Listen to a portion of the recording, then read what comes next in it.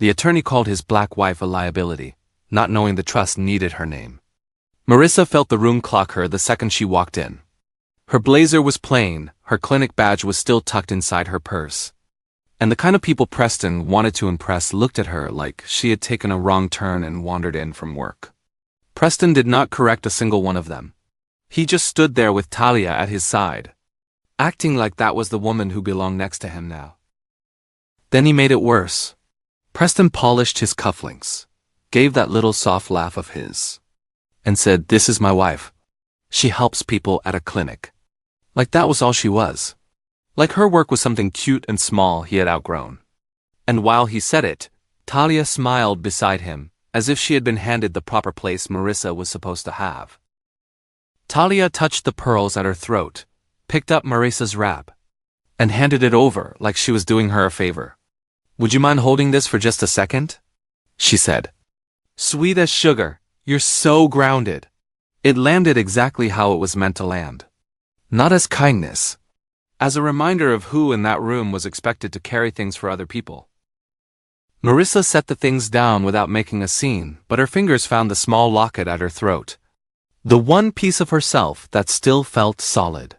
Preston saw that and came right in over her shoulder, telling her to fix her posture and lower her voice because, in his words, optics mattered. He told her not to make things sound provincial, like she was the embarrassment in the room and not him. And the room let him do it. When somebody asked about his future, Preston answered like Talia was already part of it, like Marissa was just standing there by accident. One man even joked that clinic work must keep her busy with the real world. And nobody checked him, nobody said her name like it mattered. That silence was its own kind of cruelty. Then came the seating change. An event coordinator came over with that tight little smile people use when they're covering somebody else's cruelty and said there'd been an adjustment. Just like that, Marissa was moved away from Preston's table and away from the donors who mattered, while Talia slid right into the seat beside him like she had always belonged there. Marissa sat at the lesser table and opened her small notebook. She wrote down names, times, who said what, who watched and said nothing. Then she noticed the edge of her family papers sticking out of her purse beside the locket chain, and tucked them in a little tighter. She did not have the room's respect yet, but she had the truth exactly as it happened. And that was something Preston did not know how to take from her. From that new seat, Marissa caught Preston talking low to Clayton Morrow and one of the donors. He called her his domestic complication, said it was almost handled, said he knew how important steadiness and the right presentation were for the heritage job he wanted. Marissa sat there hearing herself turned into a problem he planned to get rid of for business. She caught him in the corridor a few minutes later and asked him, real quiet, why he had called her a complication. Preston didn't even bother to act ashamed. He told her that room needed simplicity, that her presence confused the picture, and that she needed to sign the separation papers so they could both move on cleanly. Cleanly, like she was clutter he was trying to clear off a desk. Then he went right back into the donor room and did it in front of everybody. He thanked Talia for helping him navigate this next chapter, smiled that polished smile of his, and talked like he was shedding old burdens for a better future. Marissa was still there, plain enough for the insult to land. But he acted like she was invisible enough not to answer back. Marissa didn't beg. She didn't chase him down and try to make him remember what they had been. She picked up her things, took one last look around that room, and left with her notebook open in her hand. Before she walked out, she wrote down the time, the names at the table, Clayton's words, and Talia's place in it all, then tucked the locket and the papers back into her purse like she was protecting the last pieces of herself. By the time she got home, Preston was already pressing again. Another message from his office. Another push to accept the separation terms and get out of the townhouse on his timeline. Marissa was standing there with her phone in her hand when Denise called, and just from the sound of her voice, Denise knew something ugly had happened. For the first time all night, Marissa had somebody who could hear it. Marissa opened Preston's latest message, then the separation papers again, and just stared at that moving deadline until her eyes burned. She did not call him back. She sat there with the hurt long enough to write down his exact words and the names of the people who watched him humiliate her. Like if she put it on paper, it couldn't vanish the way he wanted her to. After that, she emptied her purse out onto the kitchen table and started sorting through everything like it all mattered. Because now it did.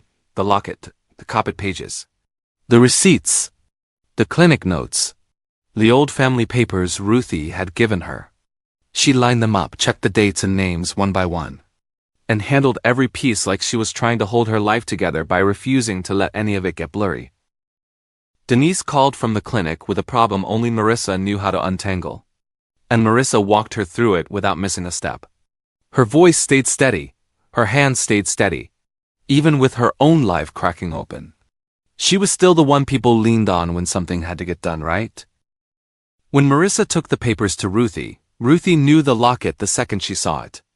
Then she saw the initials and the old coastal references and went quiet in a way that told Marissa this wasn't some random family mess. Ruthie admitted she'd been scared to talk because she thought keeping quiet was safer than telling Marissa half the truth. Ruthie pointed to an old photo of a coastal house and a note tucked behind it. She said that house belonged to people the family stopped naming after a hard break years ago, and that one name on the paper had always been treated like something dangerous to keep in the house. Marissa just sat there, looking at her aunt like the floor had shifted under both of them. Then Preston sent a Polish little text saying he wanted this handled without more confusion. He reminded Marissa not to make his work life harder. And he slipped in that Talia had only been helping smooth over a difficult night. Like replacing his wife was just a minor inconvenience everybody should accept and move past. Marissa put the locket, the folded photo, and the papers under a lamp and started comparing every mark she could see. The seal on one page matched the coastal house note Ruthie had shown her. Then she saw one of the handwritten names matched the same careful hand as the initials inside the locket. And her stomach tightened because the pieces were starting to answer each other. Marissa found another old clinic envelope tucked in with the copies. And this one was different. The pages inside weren't random keepsakes. They had names, dates, and a coastal property reference lined up like somebody had gone out of their way to save them after the original record got broken apart.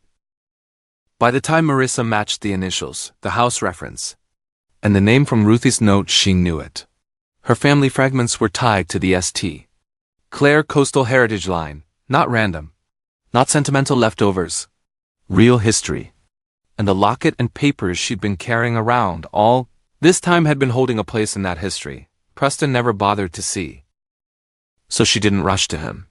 She put the pages back in order, made copies of the most important ones, and sealed the locket and her notebook into a separate envelope. If Preston got his hands on the truth too soon, he'd either mock it or use it against her, and she knew better than to hand him that chance. By the time the night settled, Preston still seemed sure she would fold under the pressure and sign whatever he put in front of her. Marissa sat alone with her copies, her notebook, and the locket tucked away safe, looking at the evidence like it had just opened a door she hadn't known was there. What he had dismissed as old family junk might be the thing that changed everything. The next morning, Marissa took the locket, the copied pages, and her notebook straight to the St. Clair Trust office for a quiet records appointment. She wasn't showing up to make a scene. She was showing up because if those papers meant what she thought they meant, somebody there needed to look at them and tell her the truth. At the front desk, the clerk treated her like any other visitor until Marissa named the coastal house and the initials from the locket. That got the clerk's attention fast. The joking stopped, the smile disappeared, and the request got sent upstairs instead of disappearing into a file drawer. That was when Evelyn St. Clair walked in. She already knew the protected branches of the trust, and one look at Marissa's locket made her go still. The shape, the engraving, the old way it was made. It all looked too familiar for her to brush off. Evelyn didn't rush. She looked at Marissa and asked her straight out for the family names, the place tied to the coastal house note, and who had given her the locket. Marissa didn't flinch. She answered from memory, and when that wasn't enough, she checked her notebook and gave the same details back. Calm as anything. That was the part that changed Evelyn's face. The answers lined up too neatly to be a guess. Then Evelyn opened a sealed folder and laid out an old photo and a preserved inventory sheet. There was the same locket shape, the same coastal house in the background, the same family initials in the old handwriting. Seeing it all together made it clear somebody had meant for these pieces to stay together. and somebody else had spent years keeping them apart. Evelyn's voice got lower when she explained what that kind of file was for. She said some family lines were hidden away like that when outsiders tried to take them, or when frightened relatives tried to make them disappear. Then she looked at Marissa and told her, plain as day, that if these pieces were real, somebody had worked hard to keep her branch from being lost completely. That was the moment it hit. Evelyn told her the locket, the papers, and those initials all matched a lost protected branch of the St. Clair Trust history, not just some old family story. Her branch. Hidden, yes, but still part of the line. Marissa just sat there staring at her. Because all at once the life Preston had treated like embarrassment might already belong to the very world he'd been trying so hard to impress. Evelyn didn't let the moment run away with itself. She told Marissa to keep the papers quiet for now and offered her another meeting with the sealed files. No strangers, no curious eyes, and definitely no Preston sniffing around before the truth was checked all the way through. Marissa could hear the caution in it, but she could also hear something else. Evelyn was protecting her. Before Marissa could even settle into that, Preston texted again. Same polished tone, same fake calm. He told her not to make things complicated and reminded her that the separation would be easier if she stayed reasonable. He was still talking like he could manage her with a few neat words. Like the archive appointment had never happened and he still had the upper hand. Marissa showed Denise the copy of the archive folder she was allowed to keep. And for the first time she talked about it without apologizing for taking up space. Denise listened, really listened, and the whole thing stopped sounding like a sad family mystery. In Denise's eyes it became what it was, something Preston had no business touching. Evelyn called Marissa back in and went over the sealed file a second time. This time her voice was different. She wasn't just curious anymore. She made it plain that if Marissa's branch was real, Marissa was not going to be left alone to deal with Preston's pressure. The trust had hidden this history once, and now it had a duty to protect it. Marissa walked out with the next appointment, a copy of the archive page, and the strange feeling that her life had already shifted, even if nobody else knew it yet. Preston still thought his messages and separation pressure were working. He had no idea the trust's custodian was already reading her differently, and that made his confidence look smaller by the minute. Marissa came back with Ruthie's note, the copied page, and the photo, and Evelyn read the family name out loud like it mattered. Not maybe, not possibly. She called it a protected branch and told Marissa to keep every copy close and keep Preston away from it. That was the first time the truth felt dangerous enough to guard. Ruthie finally said why she stayed quiet. People with money and papers had already taken too much from the family once, and she had been afraid that saying too much would only hand them another way in. Then she showed Marissa a church program and a folded letter from her mother, both carrying the same name and the same coastal place Evelyn had just confirmed. Evelyn didn't stop there. She asked Clayton Morrow to look at a narrow piece of the trust file, just enough for him to see Marissa's name and the protected branch reference. That was all it took. He couldn't dismiss it as family clutter anymore. And because he was close to Preston's future, the risk started getting real. A little later, Clayton asked Preston why his wife was suddenly showing up in questions around the trust file. Preston answered the way he always did, like she was a nuisance he had to smooth over. He called Marissa a domestic complication and brushed off her clinic work like it had no weight at all, which only made him look more slippery. Right after that, Preston texted Marissa and told her to stop digging into old family things. Sign the separation papers, and stay out of rooms that were not for her. He tried to sound calm, but the fear came through anyway. He knew something was shifting, even if he didn't know exactly what it was. That was the part Preston never saw coming. With Evelyn sitting there and Clayton listening, the trust stopped being just about his polished proposal. Marissa's line was part of the real value in the room now. The thing the board cared about? The thing Preston had been trying to build a future on without understanding who it belonged to. Clayton warned Preston that his private life was brushing against the trust's judgment now. Preston should have slowed down. Instead, he blamed Marissa for making everything messy and said she was the one who couldn't act right in elite spaces. He acted like he was the one being punished, and that made him look smaller, meaner, and more dangerous all at once. Marissa took the archive copy and Ruthie's letter to Denise. And Denise didn't laugh or blink or treat it like some sad little family story. She knew the name. She knew the old talk around it too. That was when her whole face changed, because now this wasn't just personal. It was dangerous, and it could hit Marissa's safety and her standing if Preston got a hold of it. Evelyn and Clayton stopped looking at Preston's behavior like it was just bad manners. Now it looked like a character problem tied straight to the trust itself. Clayton said flat out that if Preston could be this careless about the woman connected to the branch, then all that polish wasn't enough to make him safe for the deal. So Preston showed up to the donor meeting with Talia right beside him, acting like his personal life was already cleaned up and arranged. Then he still found a way to put Marissa in her place, cutting her off, talking over her, and making it plain that he thought her clinic work didn't matter to the future he was selling. But the harder he tried to look in control, the more obvious it became that he was panicking. After the meeting, Clayton pulled Preston aside and told him the firm and the trust could not ignore the way he kept talking about Marissa. At that point, it wasn't a private marriage issue anymore. It looked like a judgment problem. Preston stood there hearing, for the first time, that his own mouth was getting in the way of the deal he wanted so badly. Marissa left that meeting with copies in hand, Denise at her back, Evelyn protecting the record, and Clayton's warning still ringing in the air. Preston stayed behind looking rattled, but he still acted like Marissa was the obstacle instead of the answer. That was the tell. He felt the threat, and instead of changing course, he chose pride.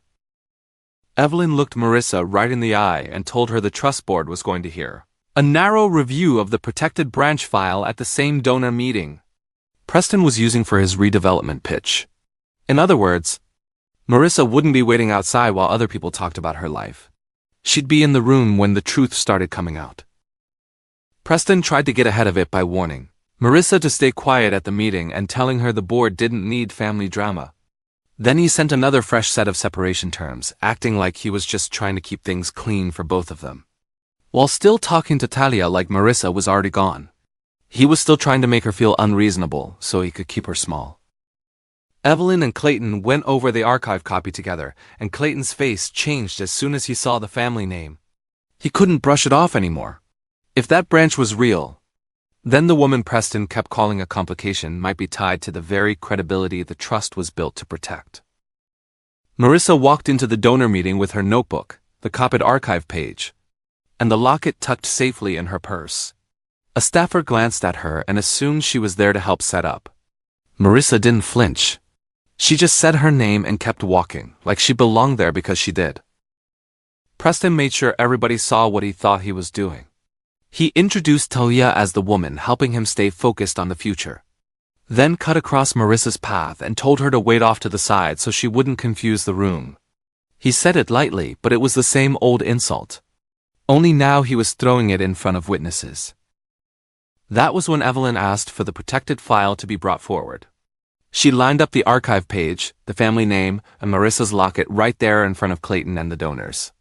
Then said it plain. Marissa's line belonged to the lost protected branch the trust had been trying to account for. The room went still because now nobody could pretend she was nobody. The donors stopped talking. Clayton stopped treating Preston's pitch like business as usual. People started asking Marissa careful questions, the kind they should have been asking from the start. And Preston's face changed when he realized the room was no longer laughing with him. It was looking at him. Preston tried to talk his way through it. He said he was only trying to protect everybody's comfort. And then he tossed in that Marissa had been emotional and difficult lately. But the room had already seen the papers, heard the earlier insults, and heard him minimize her before. What should have sounded reasonable came out sounding like panic. Then Denise stepped in with a short record of the clinic messes Marissa had quietly fixed.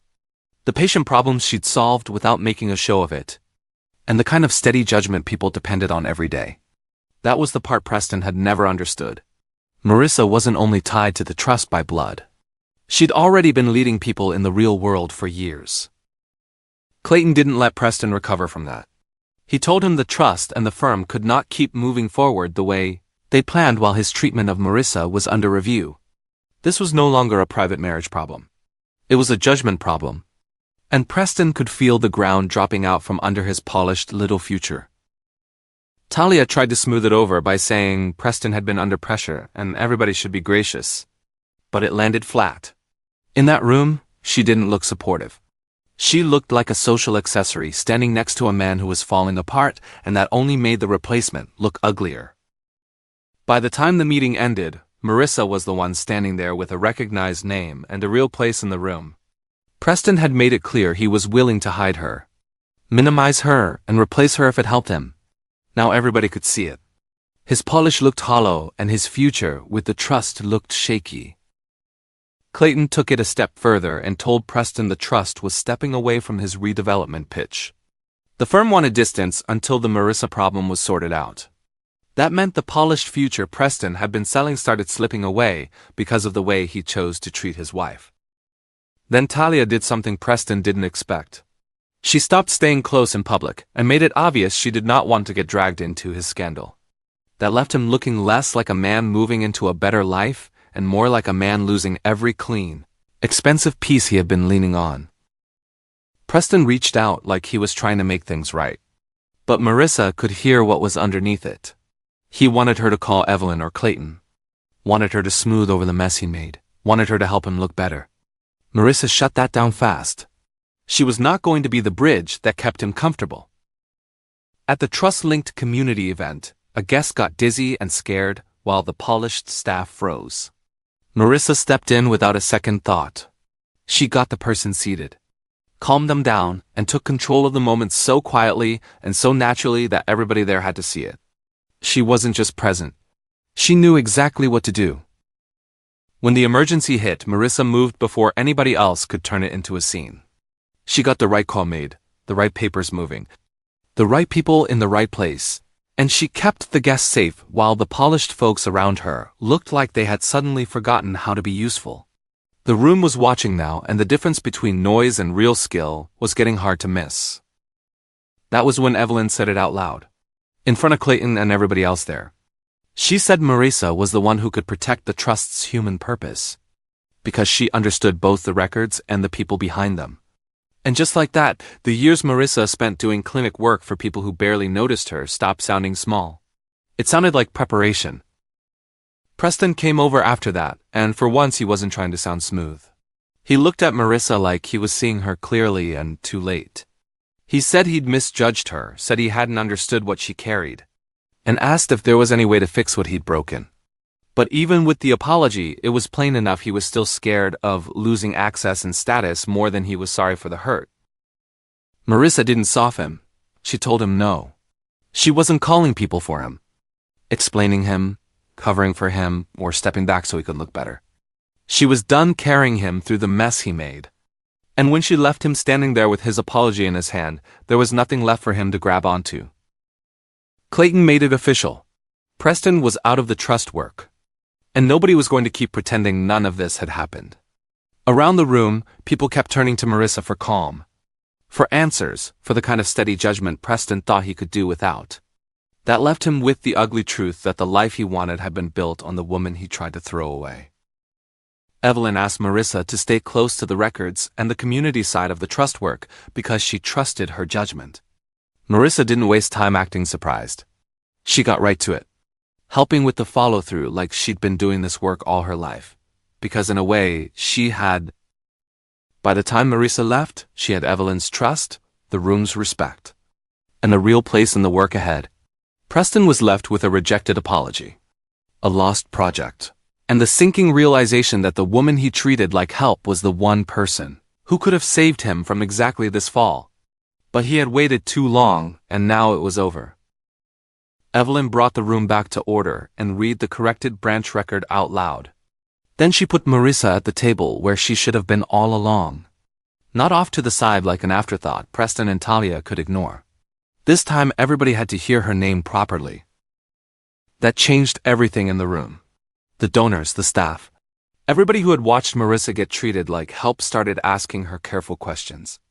Mumbling awkward apologies, trying to act like they had never assumed the worst. Marissa answered them calm and straight, and that made their old behavior look even uglier.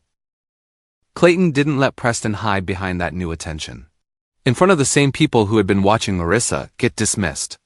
He told Preston the trust would not back his redevelopment pitch, and the firm was stepping away until his conduct was reviewed. Preston's polished future started collapsing right there because of the way he had chosen to treat his wife. Talia stepped back instead of standing beside him.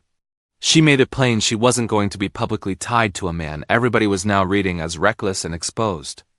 That was the part Preston never saw coming. The replacement he used to make Marissa look disposable wanted no part of him once the room turned cold. Then Evelyn said it on the record.